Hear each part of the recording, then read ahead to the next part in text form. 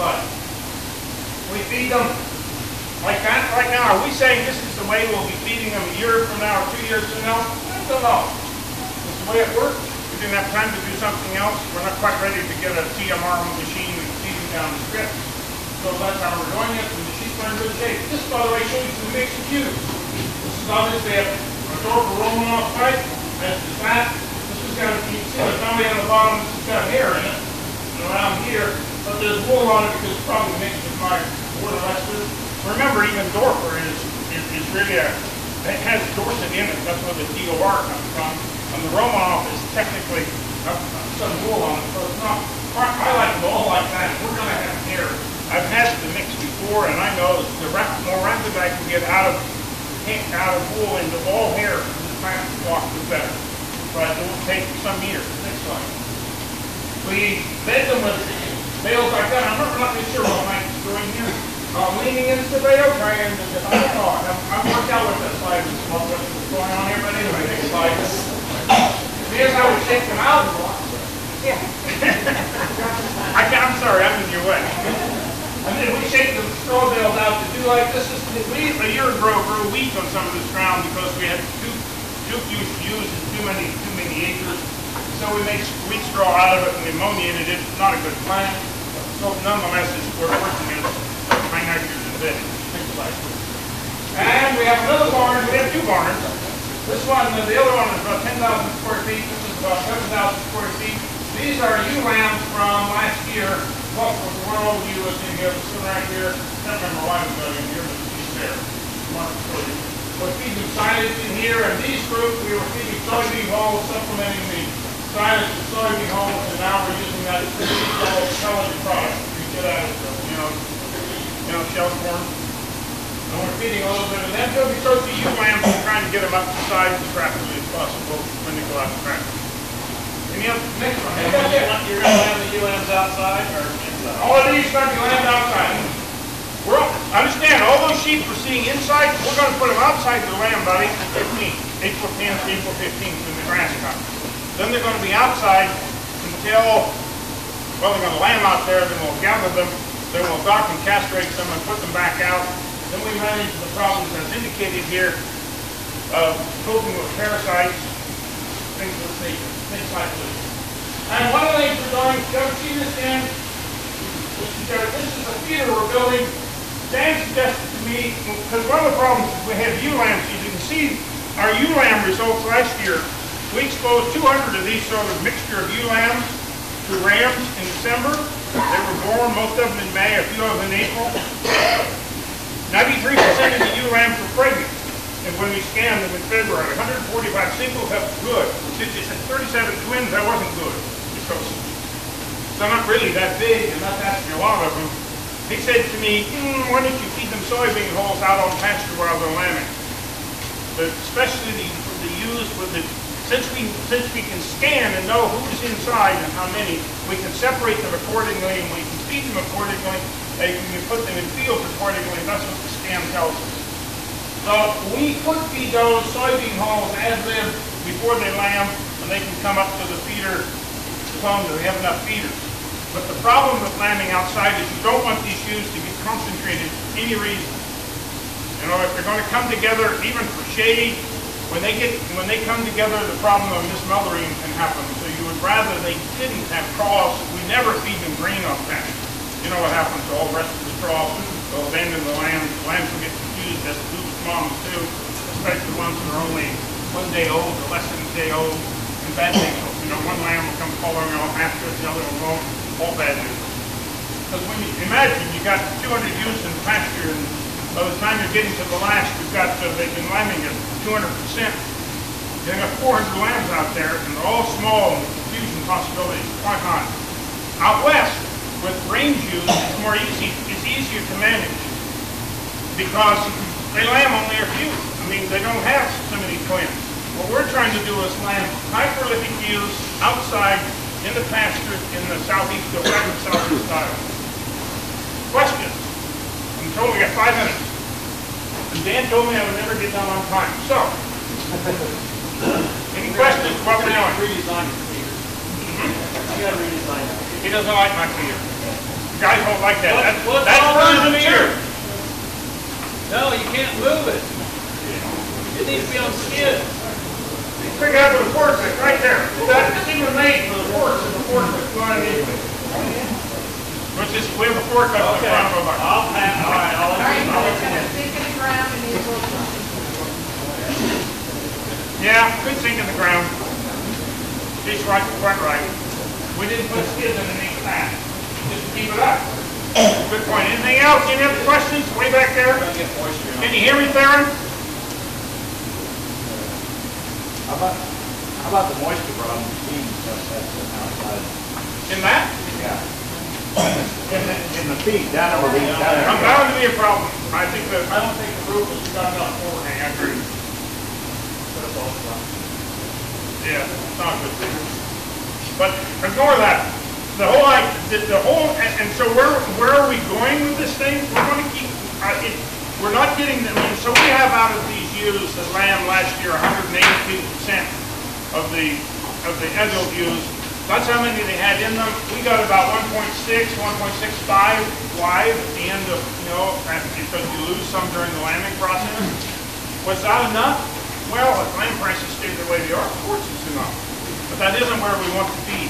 We want them to have a little over 200% inside scanning time.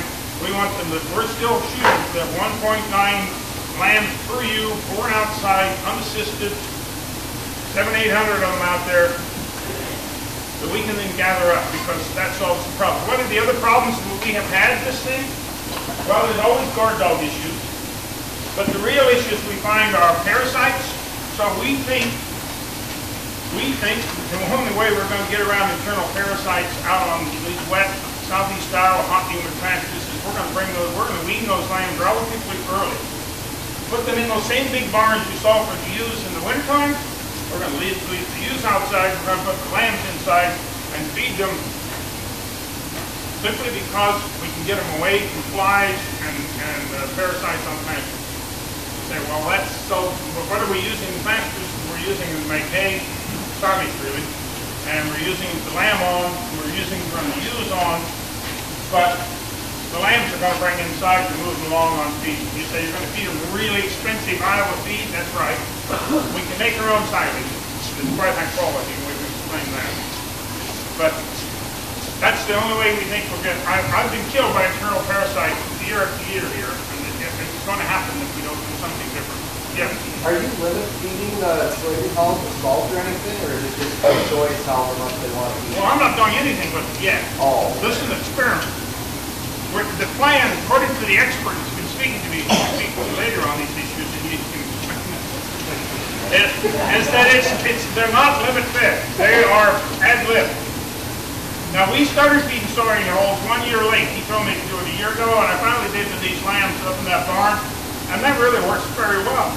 I'm very impressed with it. If you're near a soybean hull factory place where you can get them, I'm impressed with this as a product for allowing you to feed lambs and keep things better. I like it. And if you need to know what they look like, here's the bucket of loose soil. Right now, because the gopher, now that's the other issue. Right now, the lambs are going off I've got Dorfer Romanoff sires going over Dorfer Romanoff sort of mixed ewes. So they're small. They're going off at 85 to 100 pounds, something like that. And that's not where we personally would like to be. We were told by Mark that we should put a terminal sire over them, and now we have a problem. What terminal sire? What sire? I don't mean to offend anyone here who has breed preferences. I don't mean to offend anyone here who has breed preferences. But I need something that's going to make them bigger. But I don't want them to affect lamb survivability out there on the pasture. And my concern is almost all the ones are going to be out there. That lamb isn't going to have the same vigor to get up and follow its mother and nurse. So I don't know what to do with that one. I really don't know what to do. I don't want to stay where I am. I mean, it's all right. The Dorfer Romanoff are all too small. We might get some really big Dorfers and that would make it hair, if there are such things. But if you got any ideas, I'm stuck on that one yet. Back here. Yes, sir. What age are you using your lamb? What age do we wean our lambs? Well, historically, we've kept them out there quite a while, as long as we've got clean grass to move the sheep to, the ewes and lambs to. We get quite worried when they're 6 weeks old to onwards if they're going on the ground that they've already been on. And we're getting more of that all the time. This year it'll be a little better. We planted a fair bit of our ground down to rye grain that was in, some of it was in soybeans, because some of this ground we're converting to the CRP, which was in prairie grass. We've been going we've actually been planting the soybeans, spraying with Roundup to kill the stuff underneath it and grazing the soybeans. The neighbors think we're crazy, and financially we probably are. But the exercise was an attempt to see if we could grow something in midsummer that would have a feed that would get above the worms, because parasites don't grow up. So we're weaning them. We're looking at potentially weaning them at not more than 10 weeks, maybe even 8 weeks, if we go to this early weaning procedure. I don't know if we'll do that. Historically, we've taken longer, and we've seen parasites build up. You really have to accept something. You live where we are, internal parasite clusters is going to be your enemy. And there's no amount of dewormers are going to keep up with the problem. When you get to the intensity that we're going to. I've been there before. The gentleman in the back. Do you have your pasture sectioned up so we can rotate and maybe control that parasite a little better? We haven't sectioned up, but we don't rotate them as an exercise against parasites. What happens in the spring is we actually decide what's going to be hay ground, and most of that, everything else, receives sheep to lamb on.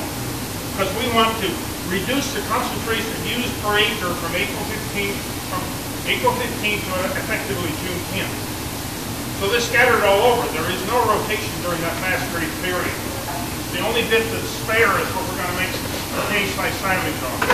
We rotate them thereafter, but I've never been very confident that rotation does much good for worm control. Because we used to do it and we had a lot of problems. It produces more feed, which makes the animals healthier, which makes them more capable of resisting worms, but it doesn't really do the other. Other questions, sir, the red cap. Did you figure out what you had to do to keep this one good? To keep up with soil, well, think about it. We can get to 3 ewes to the acre, and they're producing 1.9 lambs. We're keeping some back, so we're selling 1.6 lambs per ewe times 3 is 4.8 lambs. So what's the price of a 100-pound lamb? Well, take it times, you can work it out. Yeah, we're there. We put a lot more work in than the soybean garden.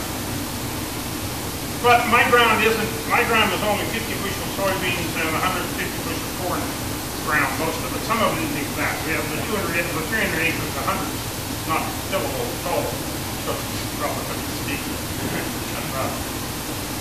But at present grain prices, I don't think sheep are going to pencil out compared to, because present grain prices are quite outrageous.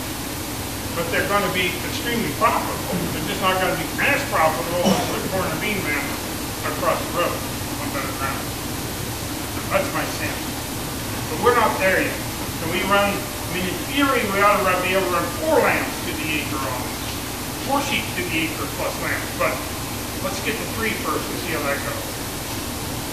Yes, sir. Do I understand you correctly when saying that you don't think pasture rotation is an answer or help to parasite control? It's not the answer, it's a help. It's only a help because it allows you to grow more grass. And therefore you have more grass to feed the ewes and the lambs. 2 things, it has more grass to feed the ewes and the lambs because it's better for the grass. Therefore they are in better nutrition, and also there's a better chance the grass will be taller, and worms can only crawl up a leaf blade in between 4 and 5 inches before they say too far and stop. That's one of the reasons I'm thinking about growing soybeans. All the leaves you eat are up above them.